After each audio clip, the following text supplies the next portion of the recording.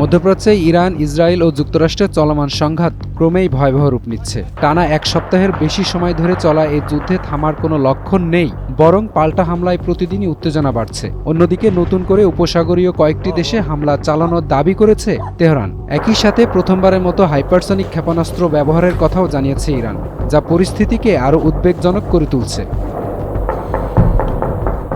সম্প্রতি চলাকালীন এ যুদ্ধে পাল্টা প্রতিক্রিয়ায় নতুন করে সৌদি আরব, কাতার, সংযুক্ত আরব আমিরাতে ক্ষেপণাস্ত্র ও ড্রোন হামলা চালিয়েছে ইরান। আর গত ২৪ ঘণ্টায় চালানো এই হামলায় প্রায় ২২০ জন মার্কিন সেনা ও কমান্ডার নিহত ও আহত হয়েছেন বলে দাবি করা হয়েছে।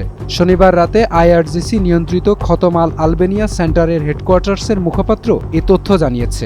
তার দাবি, বাহরাইনে অবস্থানরত যুক্তরাষ্ট্রের পঞ্চম নৌবহর লক্ষ্য করে হামলায় অন্তত ২১ জন মার্কিন সেনা নিহত হয়েছেন। ইরানের রাষ্ট্রীয় সংবাদ মাধ্যম প্রেস টিভি এসব তথ্য নিশ্চিত করেছে। এছাড়া সংযুক্ত আরব আমিরাতের আল ধাফরা এয়ারবেসে অবস্থিত মার্কিন সামরিক ঘাঁটিতে হামলায় প্রায় ২০০ জন মার্কিন সেনা নিহত বা আহত হয়েছেন বলে দাবি করা হয়েছে।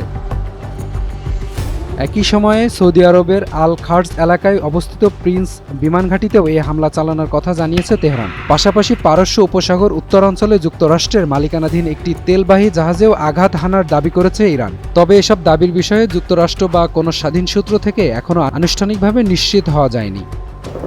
উল্লেখযোগ্য বিষয় হলো, গত ২৮ ফেব্রুয়ারি কোনো ধরনের পূর্ব ঘোষণা ছাড়াই ইরানের বিরুদ্ধে সামরিক অভিযান শুরু করেছিল যুক্তরাষ্ট্র ও ইসরায়েল। আর এ হামলায় ইরানের সর্বোচ্চ নেতা আয়াতুল্লাহ আল খামিনি সহ আরও কয়েকজন শীর্ষ সামরিক কমান্ডার নিহত হয়েছেন। এরই রেশ ধরে ইসরায়েল উপসাগরীয় অঞ্চলে থাকা মার্কিন সামরিক ঘাঁটি ও গুরুত্বপূর্ণ স্থাপনাগুলো লক্ষ্য করে একের পর এক ক্ষেপণাস্ত্র ও ড্রোন হামলা শুরু করেছে ইরান, যা এখন পর্যন্ত অব্যাহত আছে। আর ক্রমাগত এই হামলা ও পাল্টা হামলা পুরো মধ্যপ্রাচ্য কার্যত এখন বিস্তৃত এক যুদ্ধক্ষেত্র পরিণত হয়েছে। এপি পলাশ, টাইমস টুডে।